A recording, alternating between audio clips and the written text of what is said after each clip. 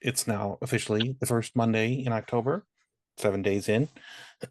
um, and you are hanging out with a small group of fanatical people. I mean, that's what makes us fans, right? We're fanatics. We have no agenda. Oh, hey, Tom Hines is here. Cool. Um, Tom's been very busy on the email list. That's why I got excited. And what's the expression? The usual crowd of people. um, with that, I'm gonna stop spotlighting myself and check. Hey, Tom, are you there? There we go. Can you hear me? Yeah. All right. Hey, Tom. Hello, guys. How are So you? so you're our returnee of the week, it feels like. Returning of the week. I okay. Well, you popped into the forums and said hi and said some words, and then all of a sudden you're like, and I'm buying a system and I'm doing this and I'm doing this. Yeah, it's turned into a little bit of a disaster as the project goes on, but I ordered stuff today, so hopefully the correct power cables come in, and I'll show you the system. It came like this. What is that, a dust cover? It is. It was made by the previous owner's mother, Oh my God. and it's very clean. That It's hard to is. see. The only thing that's missing is the back cover here, Oh, but there's no marks. It's mint. oh shoot. I So wish I you. am very hopeful that when the power comes in Yeah. Uh-huh. Right and then size. right size and my where I work, they were giving away monitors. They replace monitors every 2 years. Wow. So I just picked up, he gave me a 24-inch HD HP monitor. Wow. So That's I got overkill. that. Uh, you could say that. Well, I mean, let me put it this way, Tom. I have off to my left my 2068, and a 12-inch monitor, which feels, like even that might just be a bit much, but cool enough. Well, hey, David, your background removal is removing whatever it is you're holding up. Um, so Tom, tell us tell us your origin story. Oh, I could go on for an hour. I'll give you 20 minutes. Oh, all right. So I graduated high school in 1982. So Okay. I remember as a kid, my dad was get Heathkit magazines, and if I remember correctly, there were kits you could buy and build a computer. Yep. Well, I said I want one. He said no. Well, because I guess it required some soldering, and he kind of knew. So I graduated high school, talking about an extinct computer. Um, I went to now non-existent chain store called Zayre's. I Mm. picked up for 99.95 a brand new TS 1000. And then I took that off to my college class, my first computer class, and I said, "Hey, look what I got, a computer." And he just shook his head and laughed. He says, "It's amazing." Of course, by then they had Apple IIs in the computer lab. So I sold that computer with the RAM pack to my boss that I was working for at the time. He said, "I'll buy it for $29." I want 80. It's brand new. Oh, you opened the package, it's used. So I took the money and I bought a TS 1500. And then what? Oh, they announced the discontinuation of the 2068. So I waited a little bit and the price dropped and I got it for $119. That's a good deal. So I had all of that stuff for a while. I bought every book at Walden's, another non-existent store, and I was moving and I didn't want to move it all. Mm. So I sold it on eBay four boxes full, probably weighing about 30 pounds each, and just sent them off to some collector. Hmm. And over the years, I regretted it. So I've been looking for, at least good 5 or 6 years for one to replace it. And I finally got one. Cool. Cool. So, of course, with all the, because I had questions about the Pico cards and Yeah. loading and all that stuff. So that's where I came in. I was like, I found the group, but I was part of the Yahoo group too many Yeah. moons ago. I checked it in there. So, yeah. Very cool. Uh, so you have in the meeting today, Gustavo is the person who's responsible for the ROM on the TS Pico card. Um, he did the machine language magic, as I like to call it, of changing or editing the load, save, verify, um, merge routines so that he could extend it with his command set and make it work. Uh, and then Ricardo doesn't usually join us on what is today, Monday. Um, Ricardo's sort of the other half. Both of these guys are from Argentina. Well, I have taken the time. I probably watched all of the videos you guys have posted right up through about April. Okay. No, probably March of 2023. I've been busy watching those for the last 2 weeks or so. All right. So I'm familiar with the names. Some of these folks you'll recognize then. Yes. Yeah, I'm kind of excited. It's like, oh, they're going to talk right here in front of me. That's awesome. You caught everybody. Yes. Yeah, and I wish you had mentioned that we were missing the little door, because I have exactly one left and I would have thrown it in the box for you, but Oh, that's all right. um Well, I figure with the Pico, what does it matter? oh, that's right. That's right. Of course. Yeah. Yeah. And somebody, oh, I think Carl said um to try it with VGA.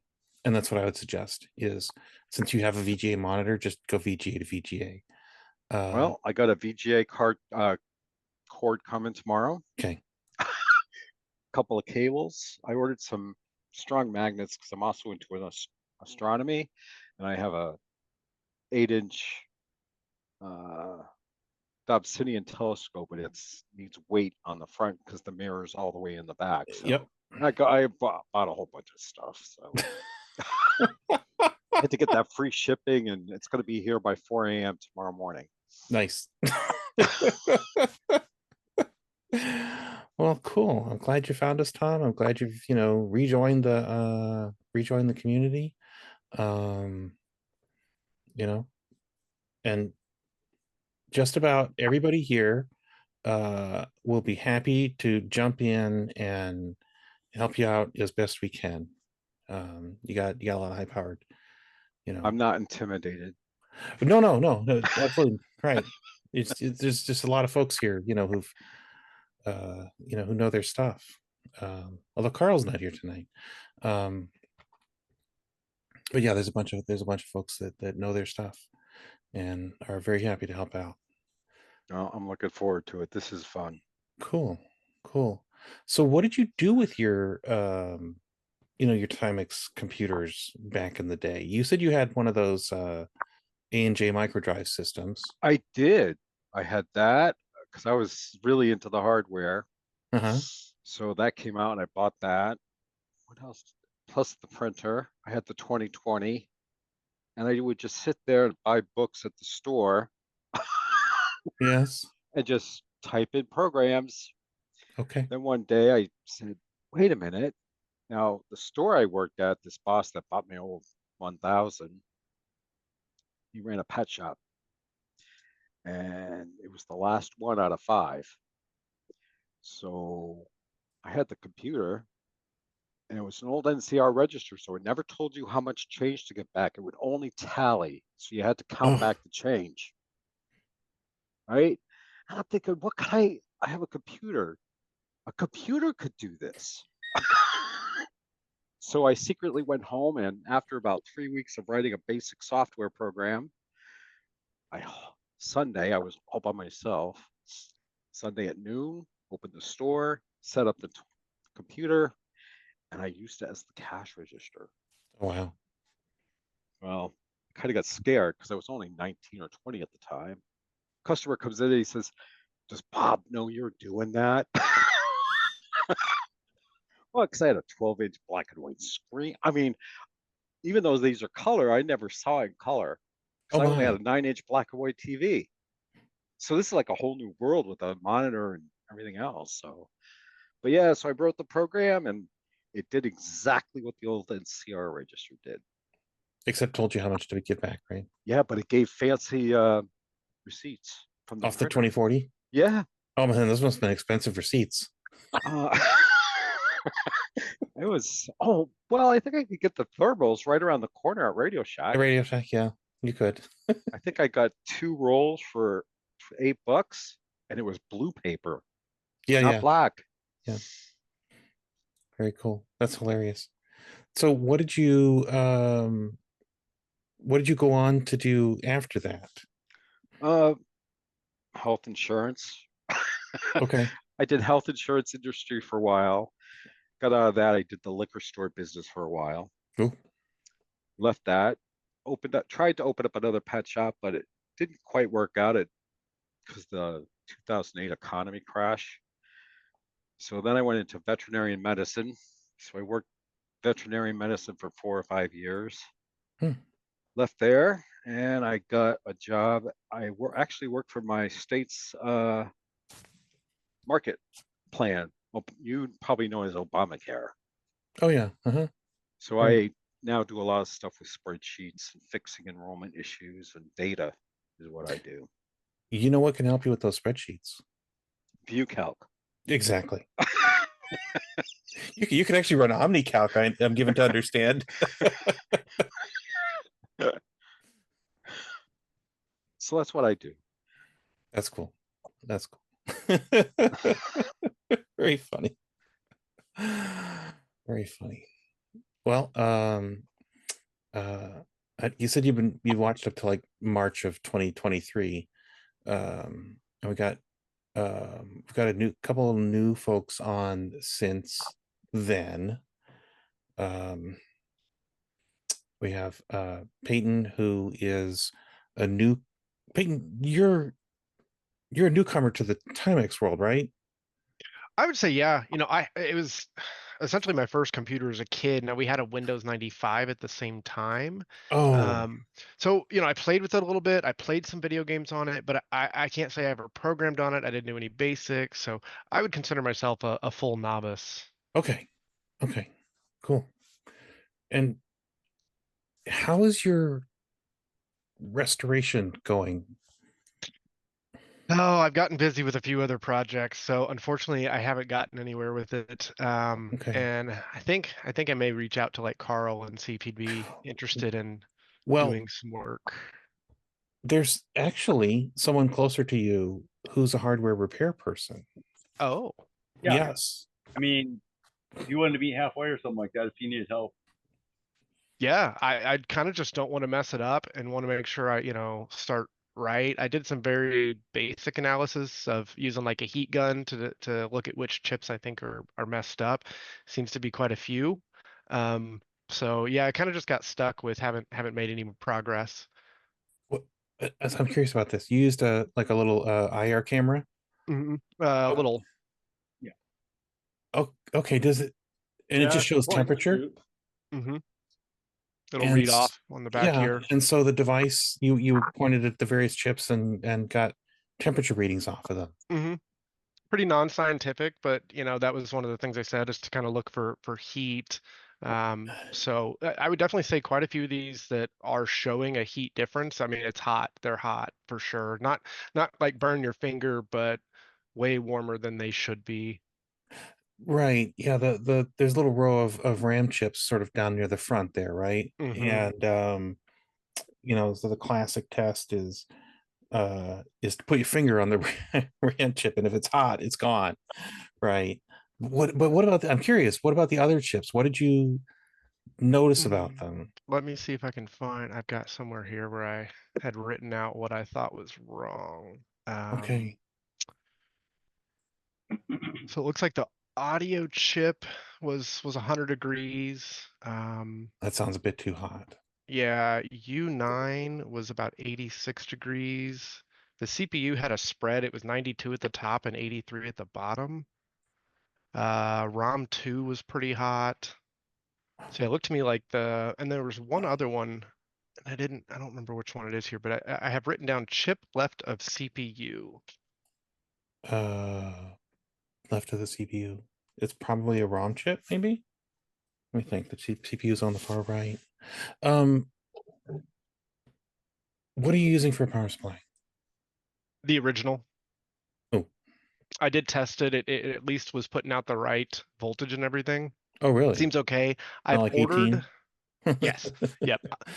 Yeah, I looked through quite a few of the articles or forum posts and found where somebody had said check it. So I was able to check that before. Well, I'd actually plugged it in once before. I did order the other one that's recommended, the newer modern one, Yeah. but haven't switched the tip yet, so it's still reversed. But of course, Okay. that's not in use. Okay. Interesting. Interesting. That's really hot. I mean, it seems hot to me. I don't recall anything except RAM chips getting hot like that. Yeah, but if something's grounding out the bus, Everything's going to run hot. everything's going to run hot. See, Yeah. the CPU and the sound chip. So it sounds like there's something grounding either the data bus or the address bus. Interesting. And I'm going to make one more connection here. Um, Thomas, while you were uh, looking at those Heathkit catalogs, Joe was working at Heathkit. Maybe not the exact same time. No, I didn't get the Heathkit job until much later. Although they did, I was conscripted at school to build H8s for the school Really? that I went to. Yeah, I was doing a community college while going to high school at the same time. I was Yeah. taking community college classes, and they found out I knew which end of a soldering iron got hot. So uh, there was just a group of us, and we went in there and built up a bunch of H8s from It's the kit. crazy. Yeah, the kits were donated to the school, so they had to put them together. And yeah, so that was around about 81, I think.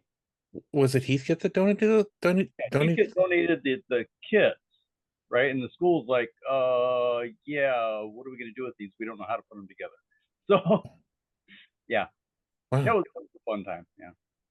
And correct me if I'm wrong, it has this weird, weirdly angled, but also sideways bus, right? Yeah, it was sideways. Yeah, so they had the back plane was like this, and it had, pin headers, and then the cards slid in this way, Yeah. right, Okay. into those pin headers. And it was, of course, an octal computer. It had a keypad on the front. Yeah. You could hook up a terminal to it and load BASIC and that sort of thing. So yeah, we put together a machine with a CPU or RAM card and a cassette port and a terminal port.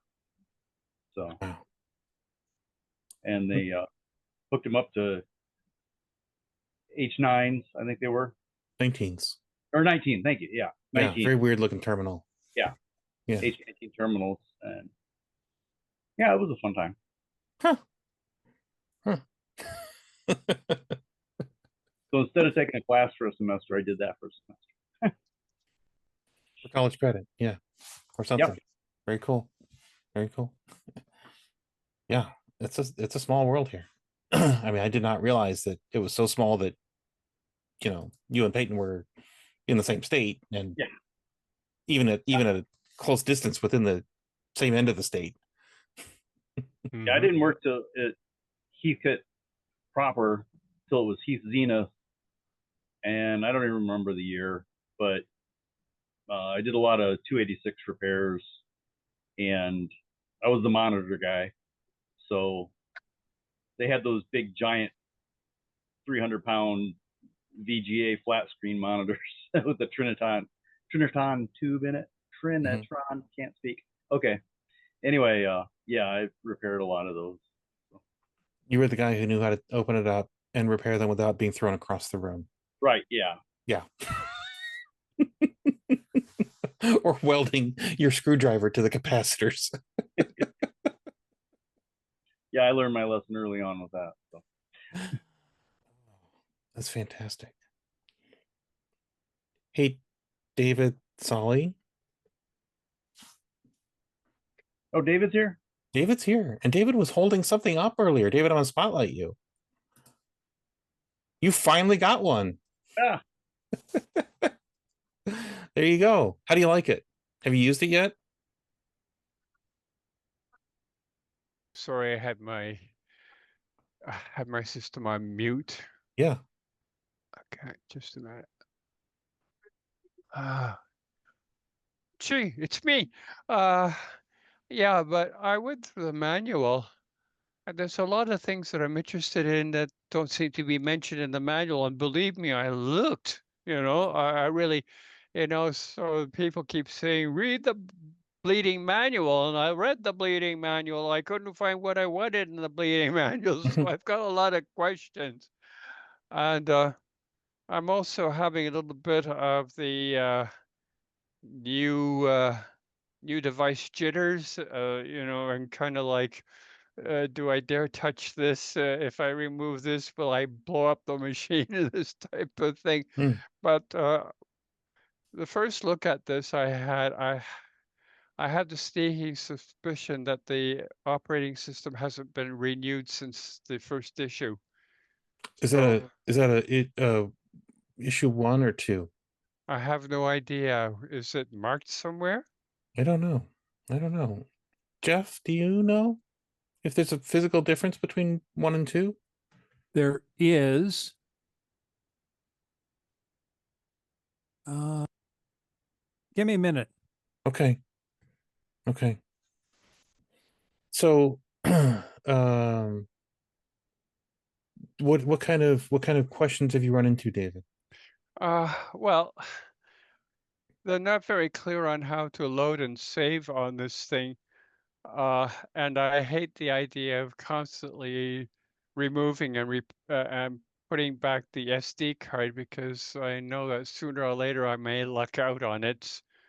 So the first question, I guess, is how to back up this SD card, and the other thing is how to upgrade the OS. Mm-hmm.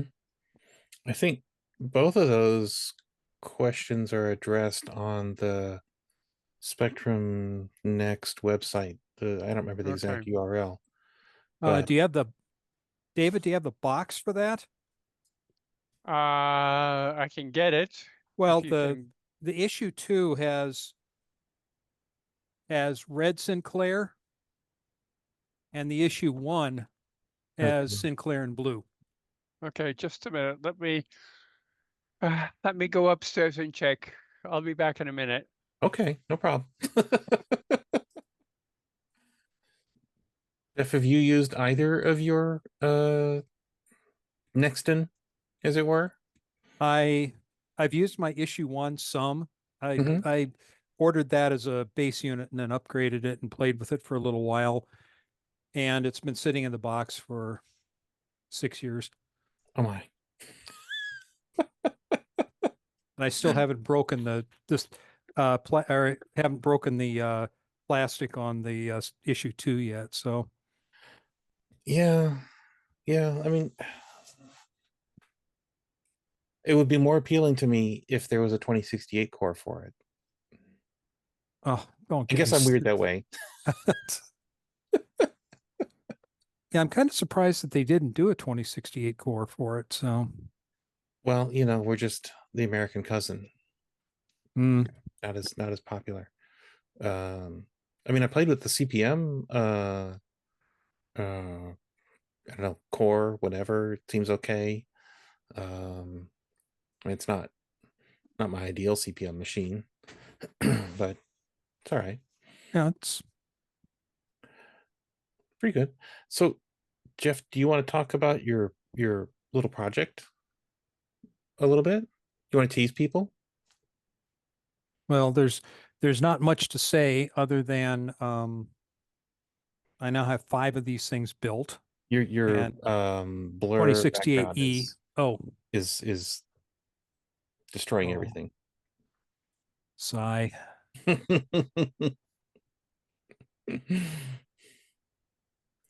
Okay, so this is a 2068E FPGA board. I currently have 5 of them built. One of them has a hardware bug on it somewhere that I'm trying to find. So essentially, this is an implementation that you can download various cores from the SD card that this thing has. It's sort of like the Spectrum Next, only it doesn't have the same kind of um, I guess it doesn't try to be all things to all people. So it uses a USB keyboard. It has VGA output, and right now I have a Spectrum 48K core working on it, and I've been busy trying to get the boards ready to ship to the beta testers. And you mentioned that it'll load. You can load the core from an SD card. Yes. So if someone wants to learn VHDL and spend many hours, or you could you just download like a VHDL core from? Oh yeah. Okay. The intent is that the TS GitHub would have the available cores, so you could just go ahead and put the file on the Yes. SD card. I'm in the process of writing a small program that will load, that will allow you to select which core that you want. Okay. So, Okay. And are you going to give us an Apple II core? I've been thinking about that actually. So there's plenty of room. The FPGA itself has 102K of memory on board. So for an Apple II Plus, you Mhm. could put all the memory on board. The PC board has a 1 meg static RAM, 1 megabyte static RAM. So you could even do an Apple II core on that as well. There's enough memory. Wow. Wow. So it could be many things to all Yes. people. Wow, that'd be really interesting. That I mean, I'm looking forward to, the 2068 part because that's just me. But and what is the hardware? I'm just kind of curious. What's the hardware bug that you're currently chasing down? Well, that was only on one board. I fried the sound or the sound module on that. For some reason, the replacement sound module is not working, and I don't know why. Oh, oh. But the other um, four boards I've tested, and they're all up and working. So, And they make beep noises. well, in this case, they are outputting a god awful 500 hertz and 1000 hertz on each of the 2 channels. So the intent is that when I get the 2068 core working, you can have dual AY chips in there and have stereo sound if you wish. Wow, that's crazy. Roughly, and feel free to, tell me I'm crazy. Roughly, what's the current build cost-ish? Uh, Not taking my time Right. into account, it's about $100 in parts. In parts. That Okay. includes the circuit board and the circuit board with all the passives mounted on it, and then all the connectors and whatever. Yeah. Okay. Yeah. And I think you said the FPGA is one of the more expensive parts, and then Yeah, it's like $12, and the connectors are about $5 a piece. But okay, yeah, weird, isn't it? How, I mean, and you've got a couple Raspberry Pi Picos on there, right? yes, and those are like $2 a pop if you order them from China. So Insane. And all of this to so that we can view Calcut up. what's that? So we can view Calcut up. Yes. Or play Frogger. The all important Yes. Frogger. Well, of course. Exactly. Cool. All right. Well, one day, hopefully not in the too distant future, we'll be able to make these ourselves. One hopes. Or send off for, let somebody else do the surface mount passive soldering portion at least. Yeah, and it's not too expensive when that's done. So Yeah. Okay. Very cool. Hey, Paul. Which one? Oh, I'm sorry. That's right. We've got two Pauls. It's like my work meetings where we've got two Davids. Actually, I was going to ask Paul DeMelto if he wanted to talk about how he wants to use his retro computing usage towards production of music. Well, actually, I'm late because I just got done working on music stuff, but not using retro computers today, sadly.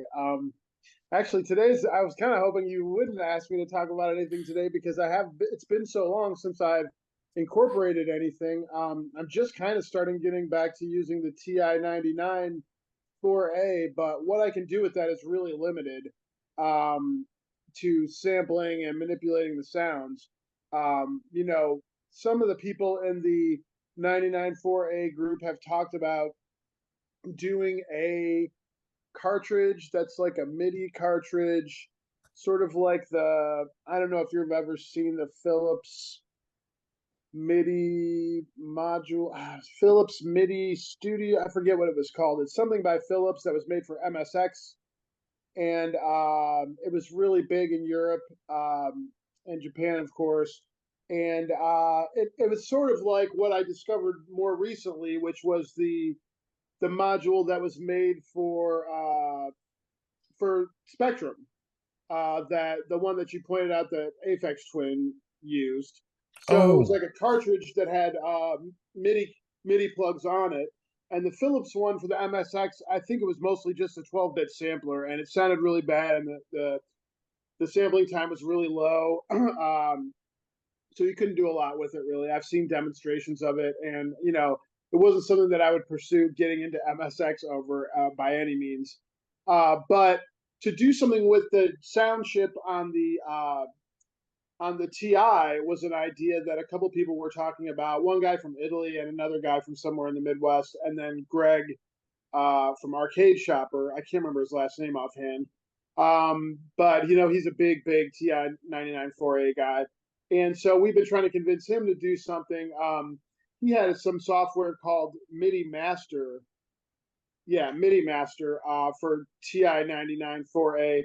But it is really not very useful unless you want to take old MIDI files and convert them and listen to your 99 4A play them. You can't record or program anything on it. There's no sequencer or of any kind, and so there's not a lot you can do. Also, I'm sure you guys probably know that the sound chip on the 99 4A you can't do a lot with. So you know what I mean, in terms of modulation or filter, you can't do anything really. There's just a couple things, and you can make 3 tones and like a white noise kind of that you can tone down to make like sort of a bass sound. And but right now I'm more interested in anything else than I was just thinking that I need to send off my ZX Band Plus to you so you could take a look at that for me, because the chip on there is the best thing, the best chance I have right now to get access to something. Probably just kind of coming up with programming something myself or finding something that somebody else is using. Like I've seen people using stuff on the TS1000 or DX81, but I've never seen, I've never been able to find any of the actual software, like tracker software or anything.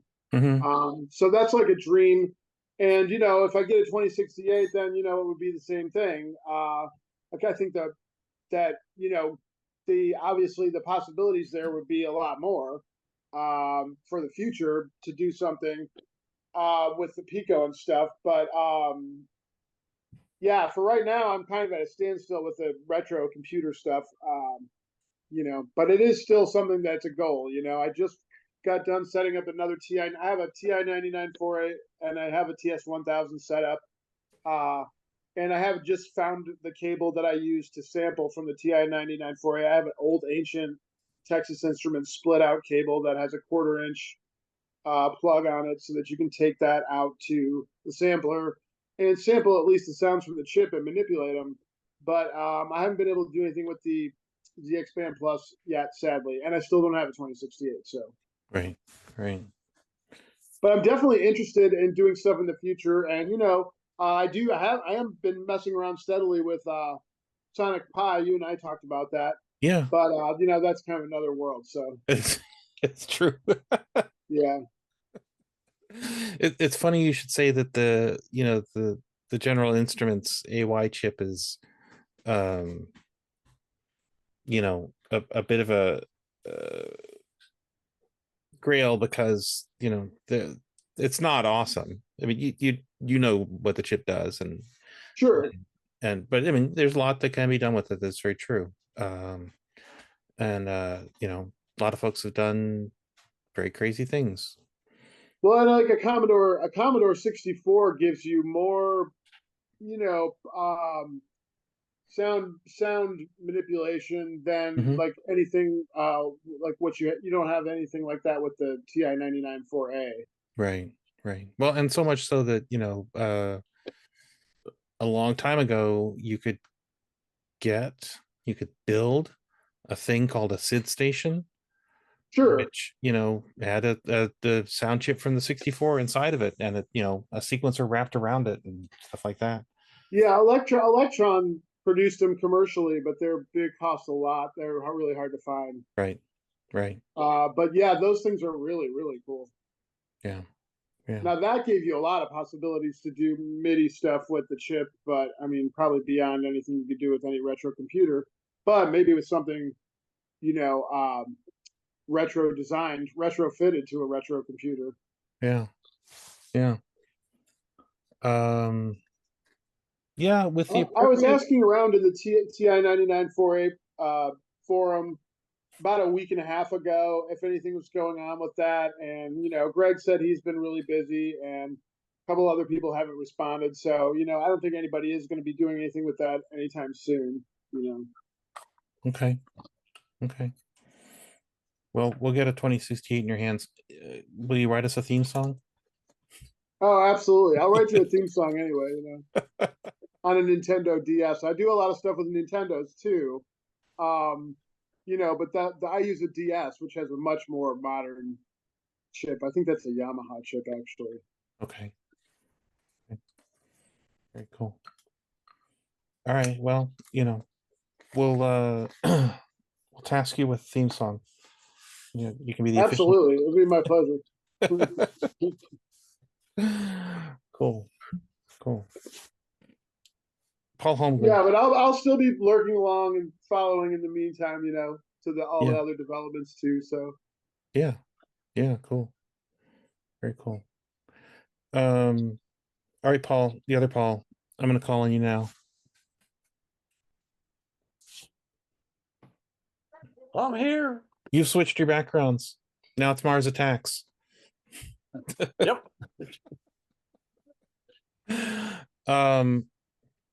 You've been doing some digging in your archives, as it were. Yes. And finding oddball things. Do you want to talk a little bit about what you've been finding? And I mean, Have you reached the bottom yet? I don't believe so, but some of it may be AWOL. Okay. Because I had a box with a ZX80 in it, and I haven't found that one. Did you look at where was the last place you looked? Well, it was boxed up with some other stuff when we had the house fire. So Oh. stuff went out to get de-smoked, ozone chambered, and everything came back. And when it came back, I made sure I got everything I thought I had and put it, if it was still in a box, it stayed in a box for a long time. Yeah. Yeah. So you're making room in your house is what you're doing. Well, yeah. And the reason I express it that way is because, for the past couple meetings, we've talked a little bit about this kind of problem for, you know, all of us ultimately. Like, I'm young. Peyton's certainly the youngest one here. Tom is, if Tom, you said you graduated in the early 80s, so that makes you a little bit older than me.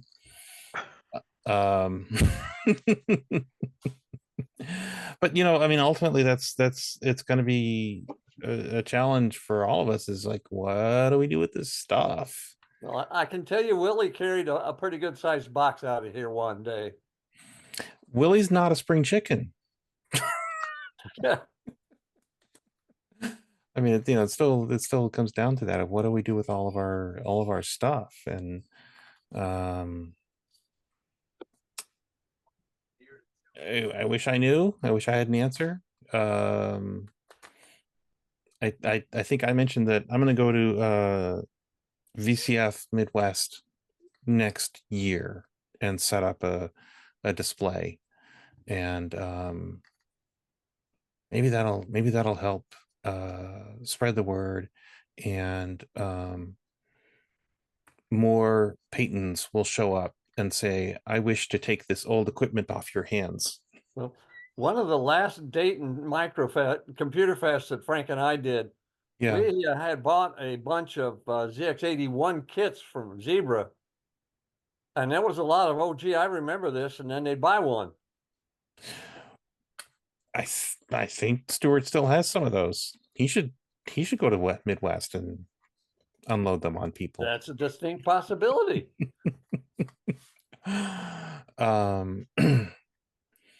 Yeah, and so part of the reason also for mentioning the Midwest show next year is it would be great to see as many of you in person as possible there.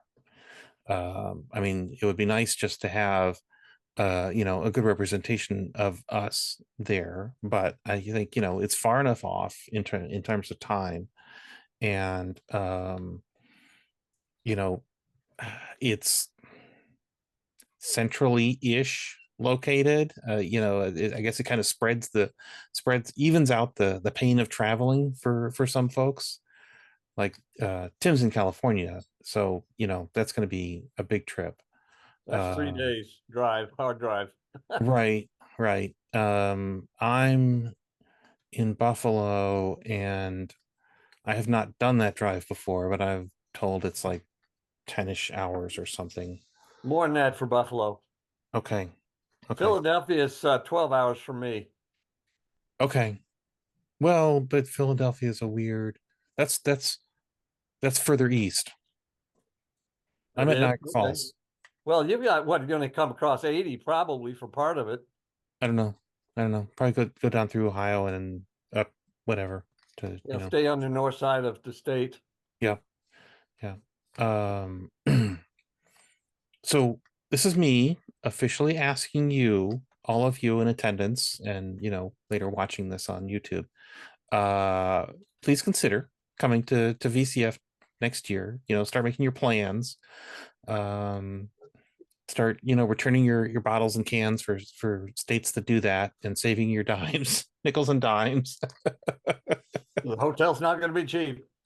Hotel's not going to be cheap. The travel's not going to be cheap. But you know, we're not getting younger, and I think it would be a really good thing, a really good and fun thing to hang out with a bunch of y'all for a couple of days.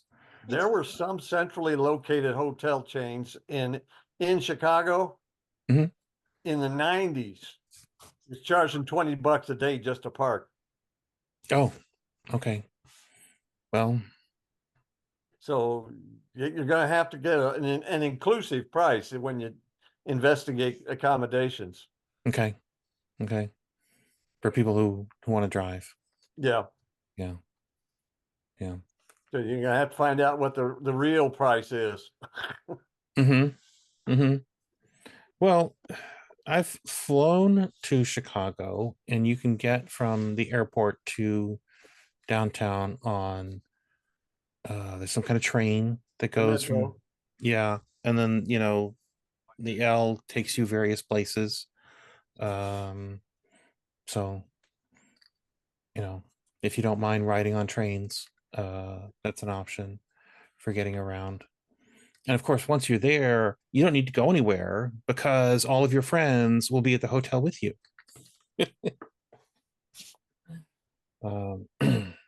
Anyway, yeah. Well, do you know what the attendance was at the last one? No, and Mowgli's not here tonight, so he doesn't. He didn't have a good sense when we asked him the last time. He didn't have a good idea of the numbers yet. Well, he did say the exhibitor table sold out, which would That's true. Yeah, which would indicate a lot of people were there. and it's a free walk-in thing, so that's part of the challenge of counting, right? They had a specific hotel that they were booking, the Schaumburg Convention Center, and Okay. we didn't book, I think, until a few weeks, maybe 2-3 weeks before. So we didn't stay at that exact hotel, but we stayed like a block or two away. And yeah, I mean, it was packed. There was people everywhere. So they at least sold out the hotel. How did you get there, Peyton? Did you fly Drove. from Kansas? Yeah. Am I misunderstanding, distances here? I mean, isn't it kind of farish? It's 5 9 hours. hours. It's 5 to 6 hours from St. Louis to Chicago. Oh, how long a drive was it for you, Peyton? About 9 hours. Oh, all right. I mean, I drive an hour to go to work every day. So 9 Oof. hours just isn't that bad to me. Okay. And it's All only 8 to 9 from Minneapolis. So I think Okay. it's about 6.5 from Cleveland. Okay. Yeah, that makes sense, Paul, because it's like 3 from me to Cleveland. Yeah. Okay. All right. Well, It I'll was be a great darned. little area though. They had tons of other little restaurants and stuff around. I mean, we pretty much stayed right in that area for, we really only there one day. But yeah, I mean, they had all kinds of great stuff to see or go do. There was a Westfield Mall just a few blocks away. There is a science museum of, I can't remember the name of maybe the Field Museum or something like that. Field is more natural. Science and industry. Science and Industry. Okay. I believe that's the correct name. So one of the things that science museum has is it has like 6 or 7, I'm trying to remember the name of this machine. 6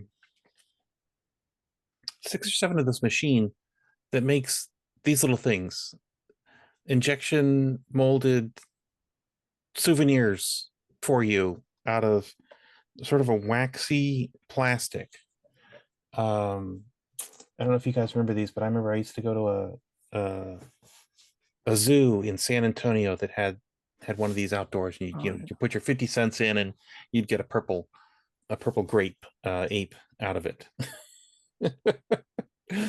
And so when we were there a couple years back, I think I got one of everything. I got the submarine, I got the space shuttle, I got the train. There's a red robot. So if you want an injection molded souvenir from the late 60s, early 70s, Chicago has a lot of them. Very strange And things. pressed pennies probably still. Oh, sure. Yes. Yes. The penny squisher. Yeah. Yeah. I might sell one of those machines that costs 51 cents. Right, 51 cents. Yeah. Hey, David Solly, did you figure out whether you are a Kickstarter 1 or a Kickstarter 2?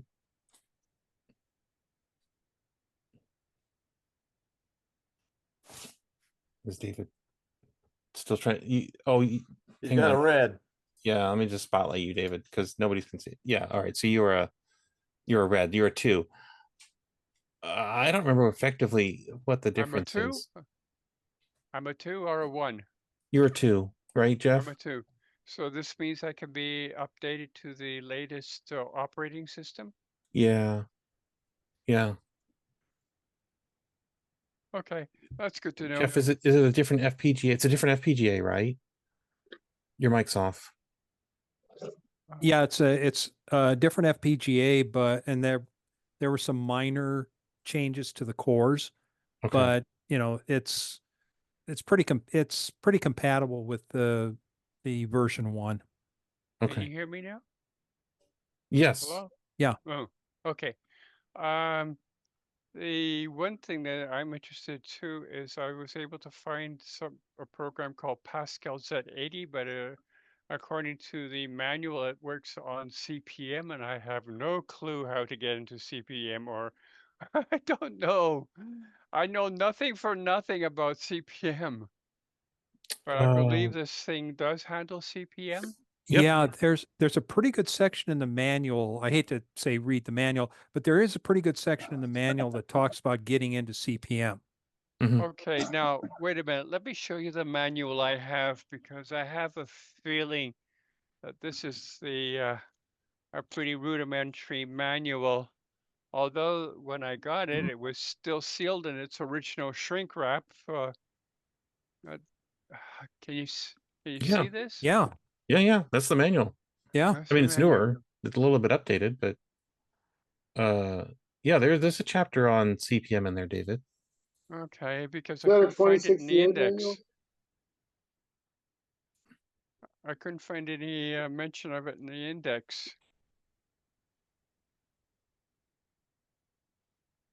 Table of contents, maybe? Sorry? Table of contents, maybe? Well, yeah. So, Paul, I hate to tell you this, but the Spectrum Next manual is nice and thick, but it's also not well indexed. Organized. Yes. 1970s stereo instructions. It's yeah. Yeah. Okay. Well, and I have a lot of input output type questions too, because as I said, I hate having to take the SD card in and out, in and out, in and out all the time, because sooner or later I'm going to luck out and I'm going to ruin the thing. You shouldn't have to take it out at all, David. There should be enough room on that for everything that you could ever possibly want to do. Okay, but the problem seems to be getting things into it. Well, certainly you can take it out and stick it in your PC to load things onto it, but Yeah. I mean, you should not need to take that out in and out on a daily basis. Unless you're, copying software onto it on a daily basis, but Well, I've managed to put a lot of software on it. I guess it's going to be a case of just sitting down and going through the whole thing and realizing that there's going to be a bit of a learning curve. yeah. I mean, it's got more options than your regular Spectrum, obviously. Oh, obviously. I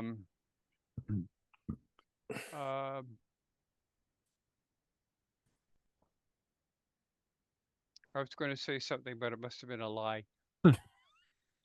Well, that's what my grandmother would say. If you're going to say something and you forget what it is, it was a lie and God intervened. Oh, okay. God bless grandmother. Okay.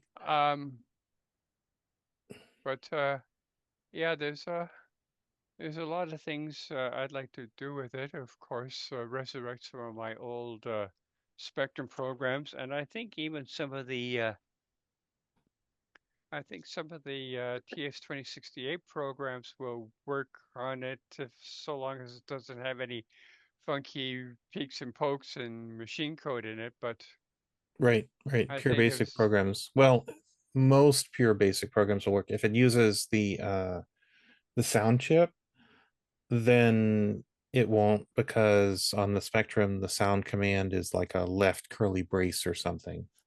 hmm. Yeah, Well, I've got very little that requires a sound command. What I'm interested though is there a terminal program? Because I thought what I could do is if I could access the Wi-Fi with a terminal program, all I do is put the put anything I want to transfer into in Mhm. attachment. So when I had one of the things that I did test was its ability to connect to Wi-Fi, and then there's I believe there's a server out there somewhere that you can connect to and download software to your computer somehow through that Wi-Fi connection, and like you said, some kind of terminal emulation. Um, it might have been software that's on the SD card, but your Well, they were best, talking about something called Gopher. yeah, there might still be a Gopher server out there somewhere. I remember that. Mm-hmm. Search me. I wouldn't know that from Adam. Yeah, well, that's 90s technology, early 90s technology. Hmm. Um, there's some Facebook groups for the Spectrum, but there's also like a bulletin board forum available at like the Spectrum Next website. Does anybody know if Taskword will work on it? It should work on it because it's a Spectrum. What about EBScript? I guess EBScript is to 2068. That's 2068 specific. Yeah, Mm, yeah, yeah. But you can get Taskword and other Spectrum word processing software to run on it. yeah, I've got a book on. I got a book on how to build one. It's just a matter of sitting down and actually typing in the program. Okay. Okay. Um, But uh, yeah, find the Spectrum Next website, and then there's a support forum on that where people post about now they've done various things with their Nexts. and I think somebody's already published a book called Getting the Most Out of Your ZX Spectrum Next. Oh, did not know that. Okay. Yeah. Well, I Yeah. just downloaded it this morning. It's a PDF file. Oh, that does remind me that there's a book there's a program rather called Boriel Basic, which is a compiler, I think. Okay. And it's largely for yeah, okay, so it's a compiler. It says it's a ZX Basic compiler. I'll share my screen here. A compiler for which screen is it? Shoot. There we go. For the Spectrum. And my understanding is that it works with several versions of of Sinclair the. Basic? I'm sorry. It Never works mind. with several versions of the Spectrum, like maybe the 128 or something. I mean, it works with the basic, the 48K Spectrum. And let's go to the wiki. And so anyway, it's like Spectrum Basic, but maybe a little bit of a challenge to learn. And so some dude has written this book on learning how to use Boriel Basic. And I got a copy of this thing. It's 500. Oh no, it's 678 pages. It is no joke. It is super thick. Oh yeah, David, here we go. It's for the regular Spectrum, the Plus, the 128, the Plus 2, Plus 3, and the Next. Mhm. So I'm sure that's a most of you know what this is. that's a thing worth looking into. Now, I bought myself a 32 gig, Gig. SD card. Do I have to reformat that, or? It takes standard FAT32 formatting. Okay, so you just So- copy the 32, software onto it. So Yeah. it should be already pre-formatted. Yeah, it should be. So it's just a matter of downloading the latest operating system and extracting it to this chip. I mean, to this card. Yes, that should work. Okay, well, I'll give that a shot first because that seems to be the easiest way. But as I said, I'd like to make a backup or two as soon as possible because with the way things go for me, you know, the card will go kafooey and I'll be left without. Well, David is, Jeff is saying you can just download the image from wherever it is that they keep the image. I think it's on the GitHub site somewhere, and put it on an SD card and plug it in, and you're good to go. Okay, so not that much of a worry. Not at all. Right. No. I mean, you Okay. might be out for a total of 5 minutes. Mhm. And I was told that there is also a program that will take a text of a listing and change it into Next Basic. Hmm. That I don't know. Although there is that standard utility ZMake. that will. Yeah, zmakebas will do that. Yeah. Do you know about that, David? No, say that again, please. I'm gonna put it up on the screen. It's gonna take me a second to find it.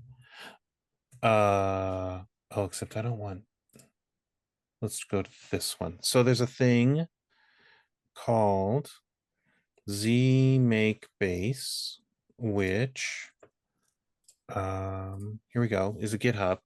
It's on GitHub rather, and it's a command line utility.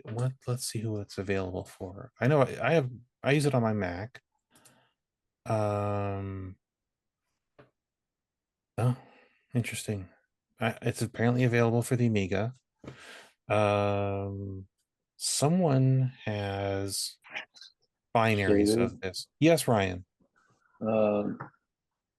Tim H and me have forks of this. Yes. Here's Tim's. Oh no, that's not Tim's. Let me go back one space. You can check Here's Tim's to see if he's got some builds. Oh yeah, Tim's got a build for Windows. Okay.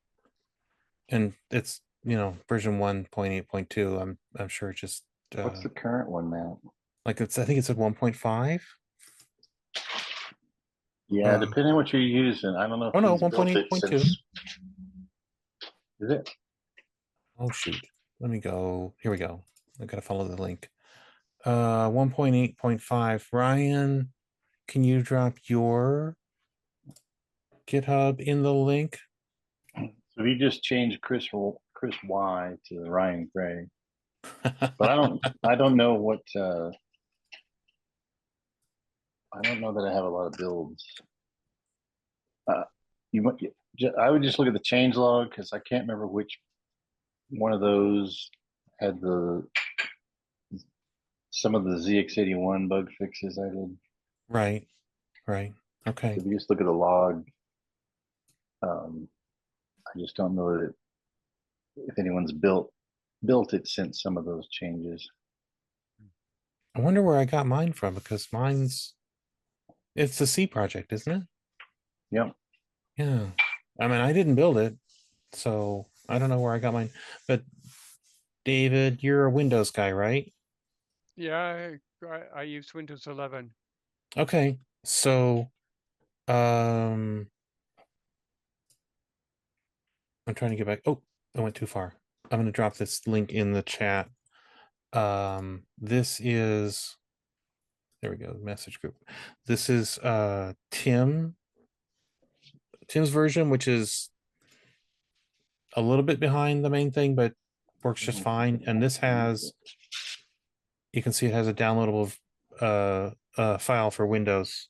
So you can download this thing and run it directly on your computer. Okay. And this is really fantastic. And like Ryan was saying, he spent a lot of time on this. It takes, like you said, you can just type a basic program into a text editor and then save that, as a text file on your computer, and then run this command with, all these little switches are documented in the Yeah, so you set the output file, you can set the name of the program in the cat file with -n. Yeah. That's usually all you need, and you don't even have to set that. So yeah, if you don't want to, but you can set it to auto start and a line number to start on. Now Some of the other ones, if they're Basics getting command. fancy, when you code without line numbers, it'll generate line numbers for you. Right. And then there's a ZX81 mode, which is what I did a lot of fixes on. Yeah. And I don't know. So you don't need that. You don't need those fixes necessarily, but What about line numbers? You can use them or not. Okay. You can use labels if you want. Because believe it or not, I used Copilot and it rewrote a program that had a lot of go-tos to it, and it rewrote the whole program that eliminated a lot of the go-tos and wrote code without line numbers. And I tried it using QBasic 64, and it worked perfectly. And so and then of course you have to learn the escaping for the special characters. Right. And that's why I was just going here for is when I'm archiving programs and actually I should mention this too. When Joe's been archiving a whole bunch of ZX81/1000 tapes I sent to him, and when he archives them, he outputs it. He'll give me back the WAV file, a TZX file, and a basic listing that looks kind of like this, except without the colons, of course, for a 1000 version. But it'll have these little special characters with a backslash in front of it. And this is a syntax that the zmakebas program recognizes. And so in this case, it recognizes that \p is the user-defined graphics key, right? I wonder if I have any in the 1000 area that have Doesn't that use a lowercase for the inverse or something? Inverse is your theoretical lowercase. Yeah, let me just I'll go to the, and then the block graphics are backslash and 2 characters. Yep. emulate the quadrants using colons and apostrophes and periods. Okay, Just give me wanna a second here. There's something I want to grab. Go ahead. I just want to show one of these programs that that Joe has archived. Here we go. So here, this is a program written for the 1000, and this, you know, backslash pound, what do we call that? It's not the pound sign. Octothorpe. Okay, I'm back. Are you people aware of an Android app called ZX Tape Player? No. Tell us more. Okay, because it's called ZX Tape Player, and Mhm. when you go into it, It might I've not got a very show up. small screen. You can select from various files, and you're given a choice of downloading a TOP or a TZX file, but it's what it does is it emits it plays a WAV file, I think, Something like that. Okay. something like that. I think so. Yeah. So I have the feeling what you do is you record this file and then you just change the extension to TAP or TZX. Well, I found the GitHub page for it, so I'm going to put that up on the screen. So here's, and I put that in the chat, and I'll make sure that it goes into the YouTube description. But yeah, David, as you were saying, this is something that works for both. It says it works for both iOS and Android, written in Flutter, whatever Flutter is. Here's a screenshot. Yeah, that's it. That's it. Okay. Okay. And so how do you get these files onto your phone? Or does it come with them? It comes well, you just type in, like, if you say what's a popular program? 3D Monster Maze? UCalc. Say that again, please. 3D Monster Maze. 3D. I think that's what it's called, right? That sounds right. Yeah, it's here.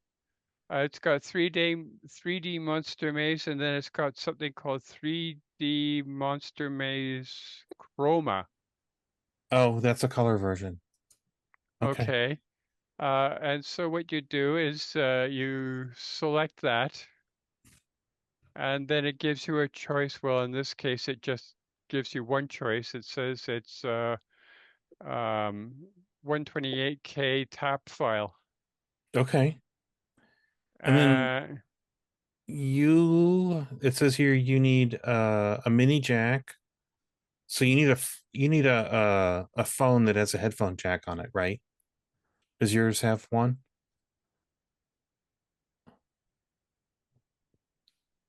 Anyway, I think what you do is you can connect the phone output into something like a wave. What am I trying to say? I'm sorry. It says you can connect it to your computer. You can connect it to your computer and I guess save it as a WAV file or I guess that's what you would do, and then just change the extension. No, it plays the file directly into your computer as if it were a tape player. Okay. That's what the web page here says. Okay, but you couldn't play it into. You don't need to play it into your computer, David, because it's pulling from a set of. It says it's pulling from this database that has 32,000 software titles, and they are already on the internet as TAP or TZX files. So this is just a means of connecting where folks don't have a cassette player. Yeah, but what if you want to save an independent copy? Could you not save it as an audio file?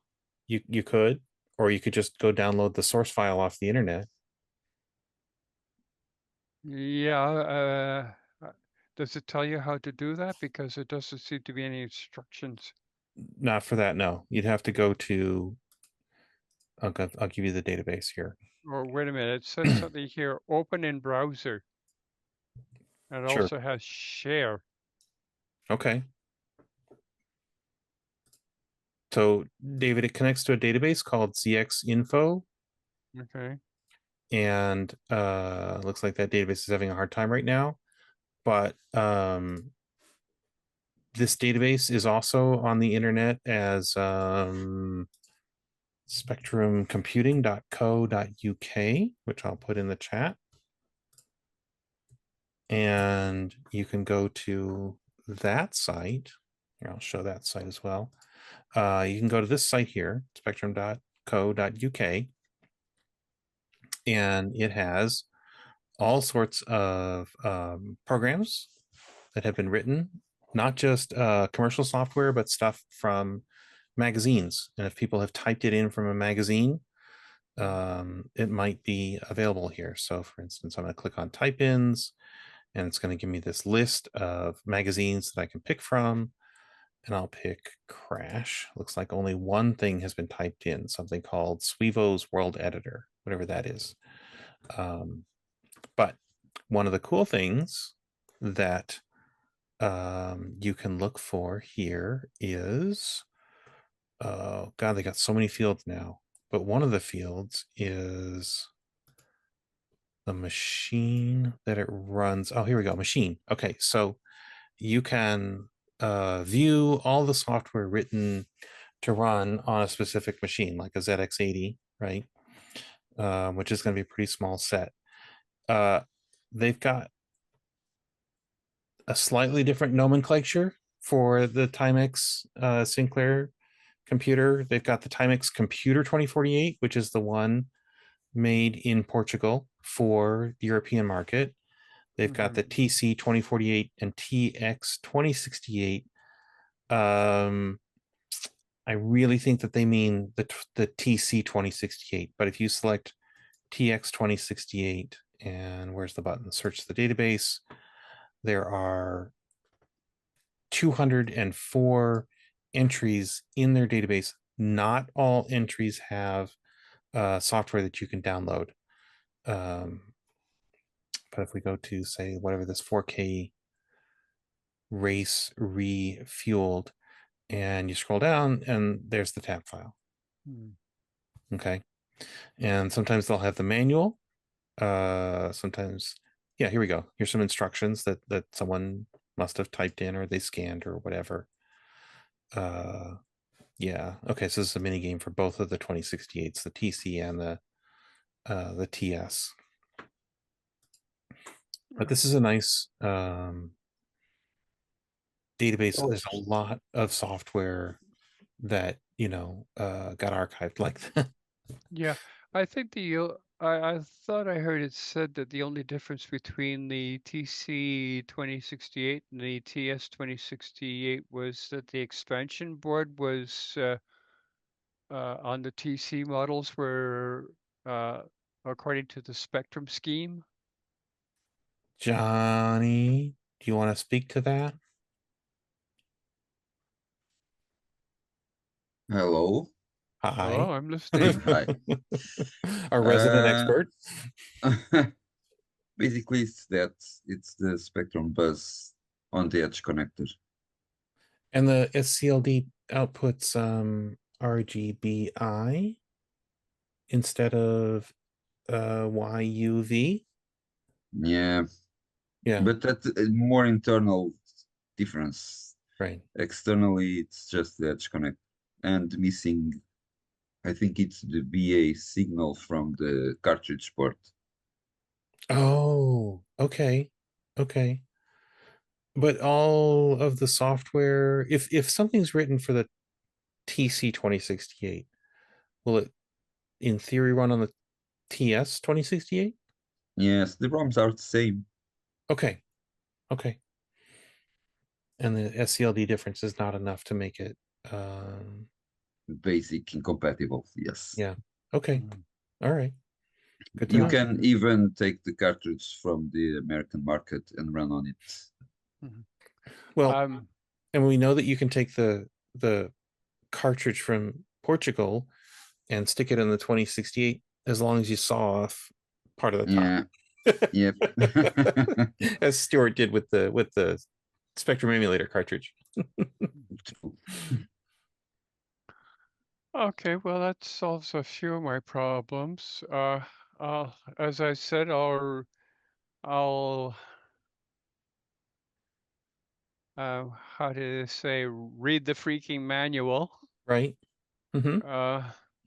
But as I said, they seem to be going out of their way to make things hard for the first time user of the ZX Spectrum Next. It's trying to find things. Well, isn't I think the person who wrote the manual is Greek, and so English might not be his first language, and certainly laying out manuals is not his first language. Yeah. Okay. But yeah, you'll get Anyways, along. I'll give it a try, and by next meeting, I'll be able to tell you what progress I've made, if anything, or whether or not I fried the you'll have to fried work my at it. machine. But it's definitely issue 2. Yes. Okay, Yeah, 'cause that's you have good the to red. know. That's good to know. Yeah. And as I said, I got it straight from in the box with the original shrink wrap on the box. So, whatever the operating system they sent it out with, I think that's what's on there, and it hasn't been upgraded since. Right. So I think we're at version 22 something or other. I don't know. I have not followed the next shenanigans that closely. Oh, can anybody tell me? Jeff Boriel hasn't opened his, and he left the meeting. Really, David, the place to go is one of those Spectrum Next websites. Okay. And my cat is asking for attention. She's sitting there looking at me like, aren't you ignoring somebody important here? Somebody who makes a big impact on your life? You know, don't you love me anymore? Hey, come here. No, you don't make don't make love to the Thank you, David. Hey, Joe. Okay, anyway, thank you for your time and trouble. Yeah, thank you, David. And I'll let you know how I progress. Cool. Is there any way to save the save the Yes, you can. You can save it with if you go to more and then or somewhere is a way to save it. I don't remember off the top of my head. Joe, I wanted to ask you, you have been busy working on tapes. Yes, I have. And I have been trying to catch up to you. Let me just see if I can get a rough number here. Let's see. You first shared a batch with me in August, I think. Yeah, I see some here from August and early August. Is it going to tell me what the number is? Oh, it's a mix of your stuff and the stuff that I've done. All right, well, we'll just stick with September. Let's see, how many items are in September? 141. And how about in October? 360. So, Joe, I mean, one of the things that you've done is archived these, tapes that have individual programs on them. Whatever it is that people have written, and sold as software or whatever, but individual programs like Mindware, you were saying. Right. And then one of the other things that you have been archiving is this Timex Sinclair public domain library that Tim Ward did. And some of those cassettes that came with a magazine called Synchroset. I finally got through the Timex Sinclair public domain library tapes. There were 7 of them. And when Tim made those tapes, he just put the programs on there as numbers. It starts out at like 10,001 or something, right? Right. Yeah. And it goes up to something in the 250s or higher. No, it's actually higher. It's almost 300, I think. Is that tapes for both computers or just the 2068?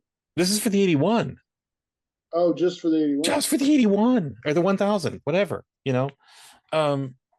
Yeah, so my point here is that Joe has, recorded these tapes. He still has more to go. I know. And I've been madly trying to keep up with him. There's something on the order of about 500 plus individual programs. And some of them I don't even know what they do. They're right. just I have no idea what it's for, and there's no index to them right. what they are. So I thought maybe somebody smarter than me could take a look at the machine code and say, oh, this does this, But they're just like snippets that you can use in your own program to perform a function or add something to BASIC. So yeah. And there are I'm just going to go to Ryan here.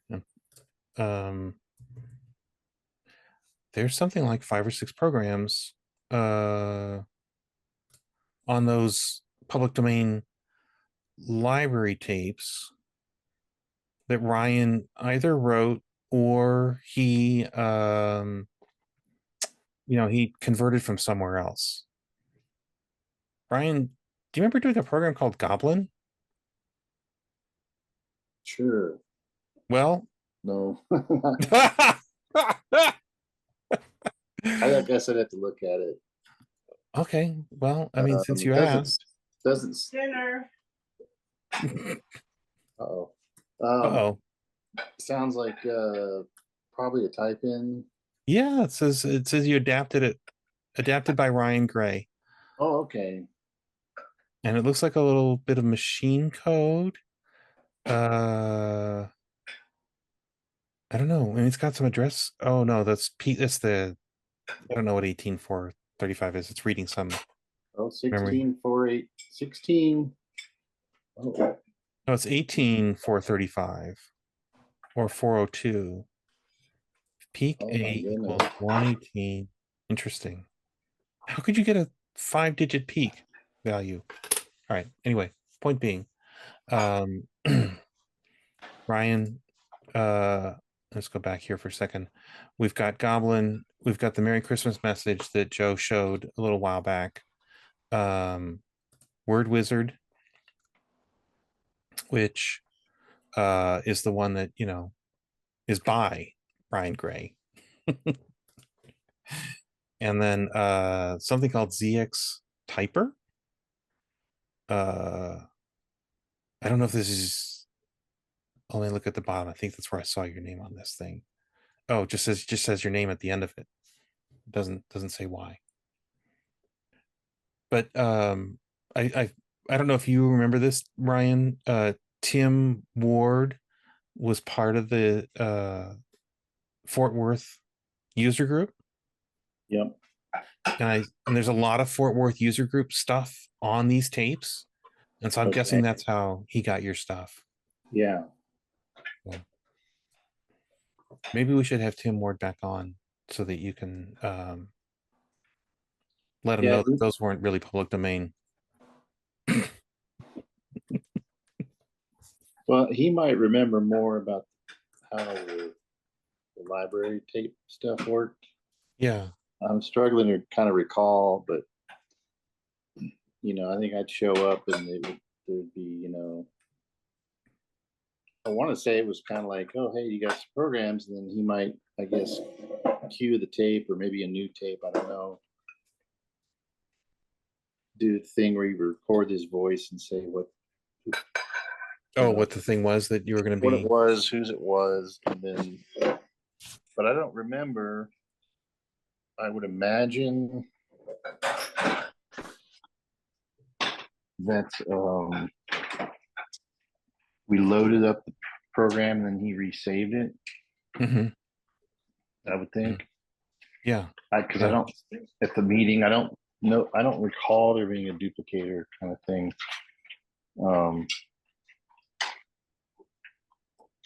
So, which would, that would reduce the, that would eliminate there being like a, generational loss from your tape. Right. And then I guess, you could go and get,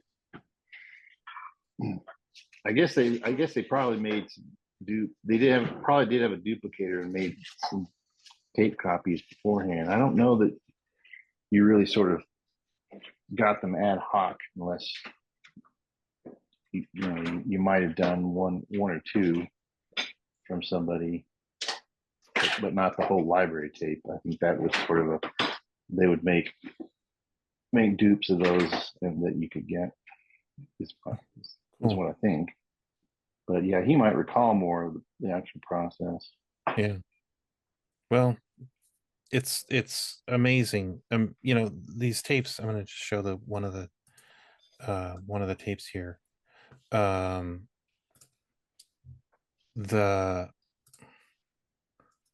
this is ostensibly tape number 2, right?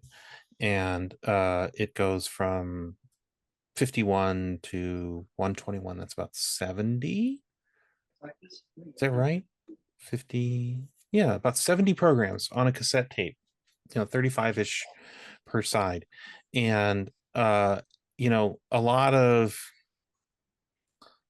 scratch and itch, solve a problem that would have taken a bit of a programming calculator to do, like geometry or astronomy conversions. Yeah, you'd have several people that had like very particular set of skills. Yeah. And so like one guy, he there were a couple.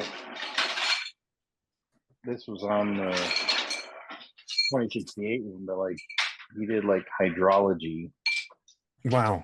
But like, they would be, but some of these things would be like, it would be like data from like, some Fort Worth lake. I don't know. Not very useful elsewhere. Oh, right? So I think I know what you're talking about. I think I've seen a program or two like that. Yeah, that one was on the 2068 library tape. Okay. And then like, Frank Bolden was an amateur television, so he had a couple of things that would generate color bars and a couple other things. And one guy, Ben Jackson, he did a lot of machine code stuff. I think he wrote several utilities, programming kind of utilities.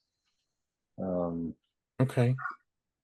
Some were just like, I think if you scroll up there was like a little bar graph thing. So like, simple.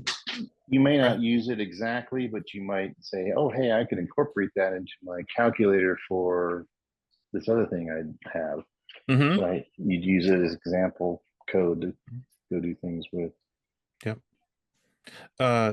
Tom, granted, this is a program for the 81, but it could probably be converted to run on the 2068 for some astronomy conversions. Use that with your Dobsonian, Tom. In fact, if you go to my ZX81 utilities on GitHub. On GitHub. Okay. I don't know if you had that. Oops. I'm just going to go to Ryan, and I'll go to your. You can link from there. Root. Yep. Okay. X81 utilities. Okay. You've got Peter Specky. Oh yeah. Oh yeah, that's right. Right. So Tom, you wouldn't even have to rewrite this. You could just run You have the P file. the P file. And if you don't have the P file and you type it in, you can use zmakebas to make the P file. Yeah. There we go. or you could follow the rules. I didn't actually write documentation of the rules it implements. I don't think, but you could try your hand at converting it yourself. Mm-hmm. All right, I'm gonna stick this one in the chat too, Ryan. So many useful things out there. That's awesome. Anyway, I wanted to share. I had a new one that basically you could take a what was it? Oh, there's all these one that convert things, like one converts a binary hex file to a REM statement. A REM statement. Very useful, yes. With bytes in it. And yep. then there's one that does it to a 2068 tap file as a code block. Oh wow, okay. And okay, that hex to tap. Yeah. There's a new one that does it to the 1510 cartridge, right? I may not have put it up there yet. You have a thing here called it'll do it to a data. It'll be like hex to data. So he made a basic data statements. If you want to do it that way. Oh, cool. Okay. Very cool. But yeah, that's the one that converts the ZX81P files to ROM files for the 1510. That 1510 cartridge. Cool. All right, I want to go back to this library tape. So you've got, lots of people wrote banner programs. But for when you guys get bored, we got, Breakout and Brickbuster, which I think are pretty much the same thing. Car. Yeah. And my favorite among these kinds of things is like compound interest, a thing that there's no remote need for this today, right? But I'm going to spend a lot of time building compound interest programs, depreciation, which we don't need. It's amusing. Oh yeah, then there's some really nice. It's too bad Adam's not here because he would enjoy these little fireworks programs. A lot of I think some of these are sort of magazine type in game programs. Oh, Brian, there's your Merry Christmas message. The one with the hills of snow. Inchworm. The inchworm dragging the sleigh. Yeah. I found yes, so I found that some of these are actually type-ins. This random squares program. Oh yeah, that's pretty cool. That appeared in Sync magazine in the last issue of Sync magazine, March, April 1984. There was this little section at the beginning of Sync magazine of just very short programs that people sent in, and that random squares was there. And I only recognized that because I remembered that these things existed. Go back. There we go. I don't know what Space Shuttle does. Looks interesting. 2 programs to generate space fields on the same cassette. Couple plugs for the Timex Sinclair user group of Fort Worth. It may have been like some of their utility programs for generating the newsletter or parts of it. Yep. At one time. And then, like I said, the ZX Typer. Oh, look, that must have been mine. Big typing program. So, as I was saying earlier, I'm getting close. I'm going to upload the update to the website probably within a week or so, and then Joe will no doubt inundate me with more programs to add to the website. But if I look at how many programs that have been archived either for the 2068 or for the 1000, it's almost 1700. Yeah, absolutely insane. Well, a lot of little small ones. A lot of little small ones, absolutely, yes. But still, there's a lot of fun little programs in there. There was one called Toll Booth, and I had great hopes. It was from the Synchro set. I was kind of hoping it was going to be a phantom toll booth kind of situation. It's not. It's just a regular old toll booth, and you have to, charge for cars going through or some such nonsense. Do something. Made me think of, is there one that has all like the type-ins from the manual? From the original manual? Yeah. Oh, I don't know. I haven't come across that, but I'd have to go back through the manual. I remember going through the manual chapter by chapter, and it was so good, and it focused on, here, do this, and exercise kind of like one aspect or maybe a particular math function, and or just look at a little aspect, and then kind of walked you through it, and it was really good. Oh, that's fantastic. I was not that diligent. I mean, I went through the manual for sure, but I didn't type in all the programs. Well, I always tell people, if you want a free superpower, just read the manual. Yeah, right. Mm-hmm. Yeah. So, Joe, thank you very much. I wish you had taken more time off so that I could, have a little more time to catch up. But I'm getting close. I'm getting real close. Well, yeah, definitely the having to bake the cassettes for 48 to 72 hours slowed down my progress. So. That slowed you down. Yeah. Yeah. Okay.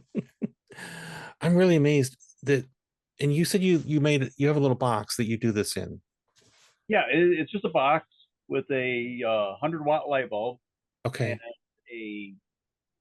I don't know, like a Temu or AliExpress. It's just a digital switch that you can program for either keeping something cold or keeping something hot. They're available on Amazon and everywhere else. Okay. So a little digital thermostat with a long cable that has a little temperature sensor on the end of it. So I just hook that up to 100-watt light bulb and put it in a box with a little shield around the light bulb, mm-hmm. and line the box with styrofoam, kind of made it like a cooler. And out comes a little tiny cake. Yep. In fact, that's what my wife joked. She said, I made an easy bake oven, so. But I actually constructed it to dehydrate filament for 3D printer. Oh, sure. Okay. Yeah. So I have some filaments that are very moisture absorbing or moisture sensitive. So I dehydrate them before I use them. I thought, well, that's perfect. So I just took old racks from inside PCs where the 3.5-inch floppy drives would go into, and I slide the cartridges in that and set it in the box and let it cook away for a couple days, and then they play well. So did that work for your tapes where they were once they'd get to a certain point they'd stop advancing? Yes. Yeah, they'd start slipping or they'd slow way down. Yeah. And it was basically the capstan was slipping on the media where it was actually coming off the tape. Yeah. In fact, there's one tape that I'm not going to be able to recover because it's just too badly gone, and it's the Timeworks 5 2K games. Oh. So what will we do? I don't know. I mean, those are probably the best 2K games ever written. Some copies elsewhere. I was looking to see. I mean, there's other programs that are similar to these, but I don't know if it's the same ones. But it's your basic, Minefield and Labyrinth, and this one's Galactic Scout, which is kind of like a,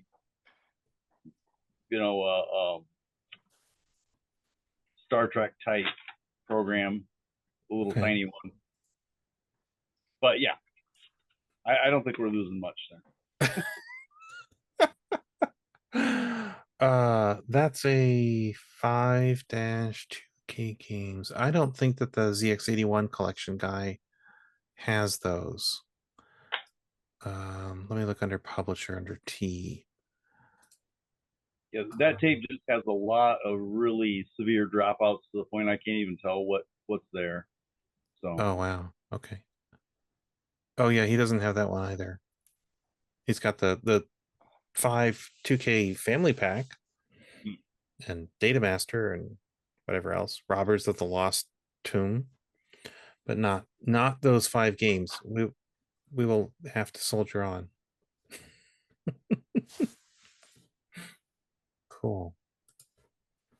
I was just excited that I was able to recover those tapes where it allows me to do my 1983 taxes now. I know. Yeah, exactly. You've been sitting on those, haven't you? Because you didn't have a program then. Yeah. Right. IRS is finally going to get off my back.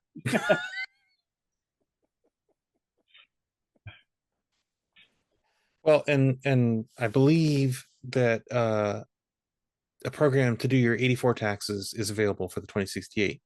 Yep. You'll have to. You have one of those, right, Joe? Okay. At least one. Okay. All right. I'm going to take a moment. Our next meeting is Sunday, October 20th, 2 p.m. in the afternoon.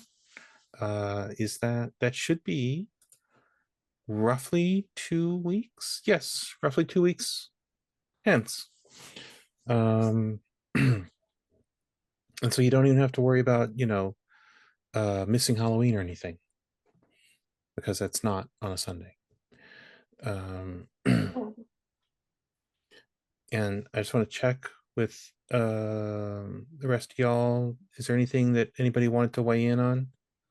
Tom, was this sufficiently entertaining? Was it everything that you hoped it would be? Let's put it that way. It was very exciting. Awesome. I'm easily entertained. Sometimes we have an agenda, and presentations and everything. Well, I would have to say that after viewing all the videos, your guys' works in interviewing people that were tightly connected to the Timex Sinclair project was just absolutely fabulous. I mean, that's invaluable. That's really archived information.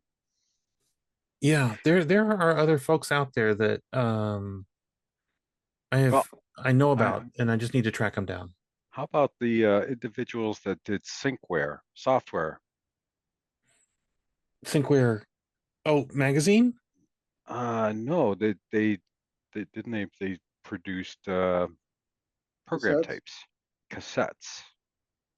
Those people. Oh, started by a woman, right?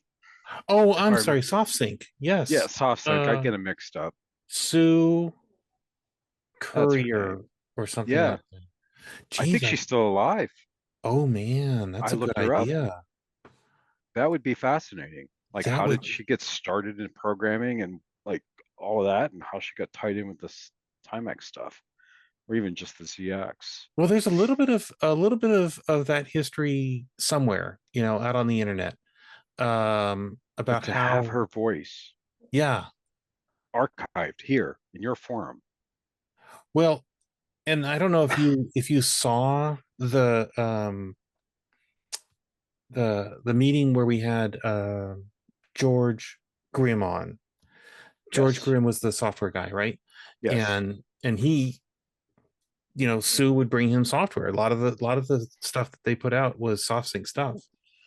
It might be really cool to get the two of them on and have them, because having two people on like that, they'll prompt each other. They'll remember more things than ordinarily if it was just the one of them.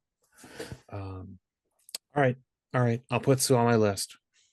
There you go. That's my suggestion. I have a list of of various folks that I want to track down and see if we can't get on.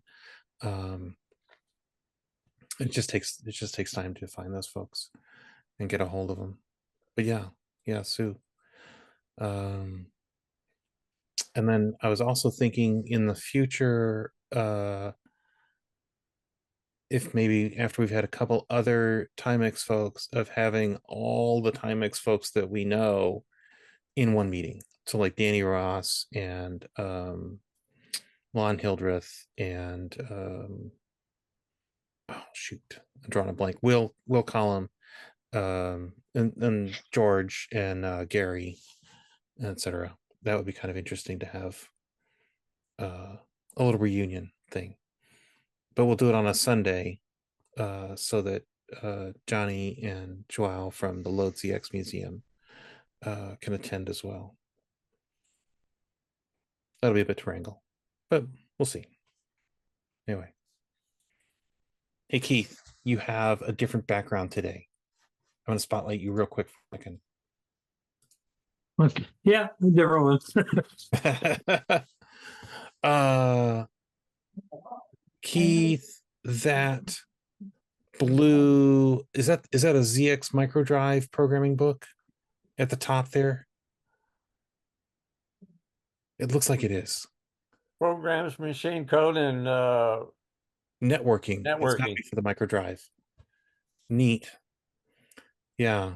And the other book behind you, the Inside the Timex Sinclair 2000 Computer, that was one of those books that was written before the computer actually came out. And so it's like mostly speculation, which is hilarious to read because it's quite wrong.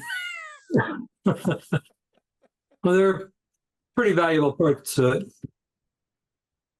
Yeah, no, there's good stuff in it. But then there's this, it's like this stuff that's just wildly wrong because it was, we wrote it for this. The original for that is a Spectrum book, for instance.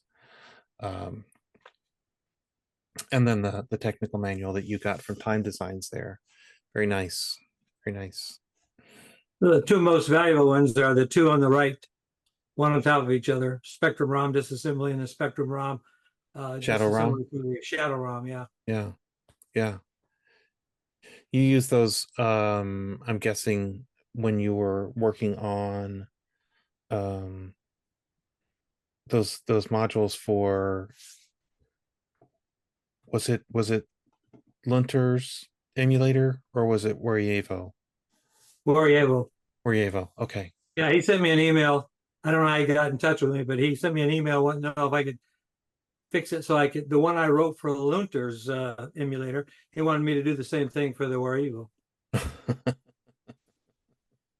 And I used that book, and that book has the first version. There's a second version, and I updated all the code to be the second version. And can you real briefly summarize for folks what it was that you did? Oh, just make it so that it would bank switch like the work just like the regular microdrive, except using the dock bank as the source or the place where it's stored at. Okay. So you could use, you get to a certain address, it would just dock bank, switch to the dock bank and run the code, then go back to the home bank. And so this was the Warievo running in 2068 mode, right? Yes, that's correct. Okay. Because Warievo is a Spectrum emulator. Right. Yeah. Now the other book was useful for making the Airco interface Spectrum compatible, because the Spectrum doesn't have the RAM resident code. And when Till from Airco wrote the ROM, he made it so it used the RAM resident code.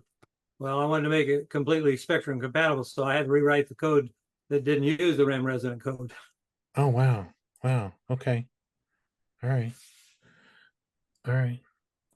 That's really cool. Well, that was, so you were there before talking about the Series 1 dock?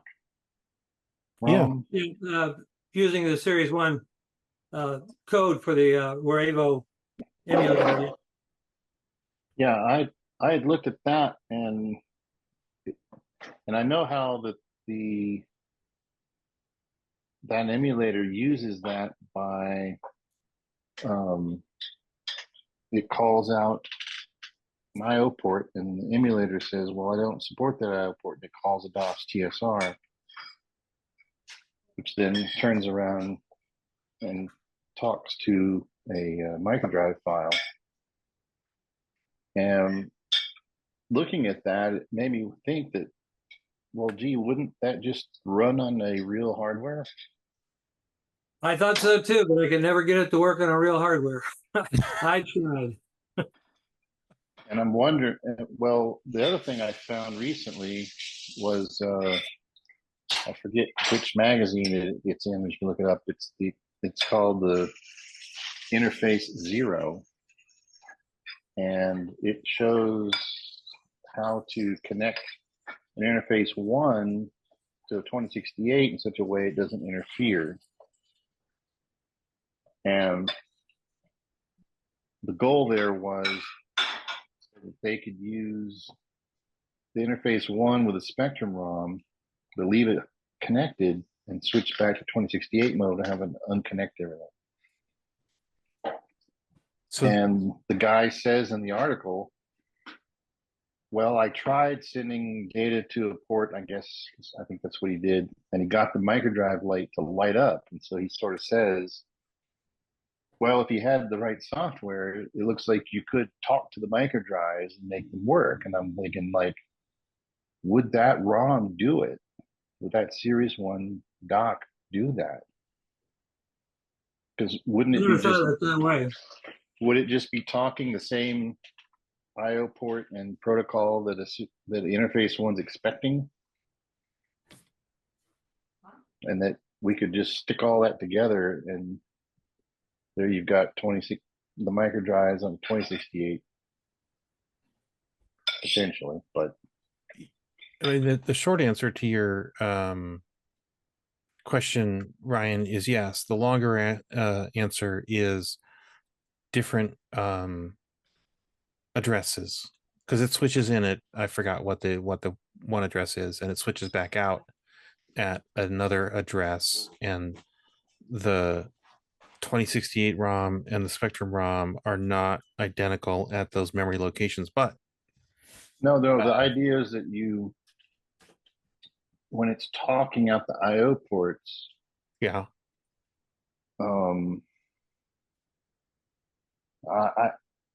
I'd have to think about it some more. That you're going to be, the idea is that you wouldn't use an actual interface 1 or anything that's expecting. You're talking to the part that's talking to the microdrives. You're not switching in the ROM. You're not actually bank switching the ROM in. Oh, okay. You're talking to the part that interfaces with the drives only. The ULA itself in the interface 1. Right. Okay. So that, because obviously you have ROM, incompatible ROM there. Yep. And so the idea is that this is just the ROM already in. Well, obviously bank switching to cartridge place, but then when it goes to talk to the hardware, it's talking to the port that's gonna then talk to the drive. It's not actually doing the ROM part of it. Oh, okay. That's what I'm saying. Yeah, that could work. And there's that new the same guy who did the replacement ULAs has done a replacement interface 1 ULA. So yeah, that could be a thing, like you said. That could be. I'm not looking at anyone, Joe. You're not looking at anyone, Joe. Have